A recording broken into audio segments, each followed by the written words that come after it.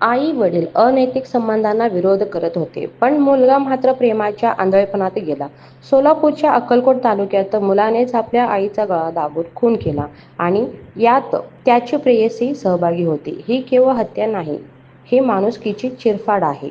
सोलापूर जिल्ह्यातील अक्कलकोट तालुक्यातील सिन्नर गावात एक धक्कादायक घटना उघडकीस आली आहे. अनैतिक संबंधात अडथळा ठरणाऱ्या आईचा खून तिच्याच मुलाने केल्याची खळबळजनक बाब समोर आली आहे. नेमका काय घडलं पाहण्याआधी घटनेची सत्यता चॅनलला सबस्क्राईब करायला विसरू नका, जेणेकरून अशा महत्त्वाचे अपडेट्स तुम्हाला मिळत राहतील. चला जाणून घेऊया. भीमाबाई हनुमंत कळसगोंडे वय 48 यांच्या त्यांच्या स्वतःच्या मुलाने गळा दाबून खून केला. रमेश कळसगोंडे वय 29 याचे त्यांच्या गावातील एका 42 वर्षीय महिलेसोबत अनैतिक संबंध होते. या नात्याला आई वडिलांनी विरोध केला होता. या विरोधामुळे घरात वादविवाद सुरू झाले.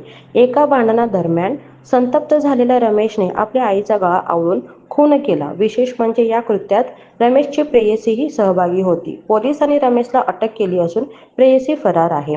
एकीकडे घरफोडी आणि चोऱ्यांचे सत्र सुरू आहे, तर दुसरीकडे आईसारख्या नात्यावर विश्वासघात करणारी अशी घटना समाजाला हादरवणारी ठरते. प्रेम किती आंधळ होऊ शकतं? अनैतिक संबंधासाठी एकदा मुलगा इतका टोकाचं पाऊल उचलू शकतो का? तुमचं मत काय आहे? हे प्रेम होतं की वेळ? कमेंटमध्ये नक्की कळवा.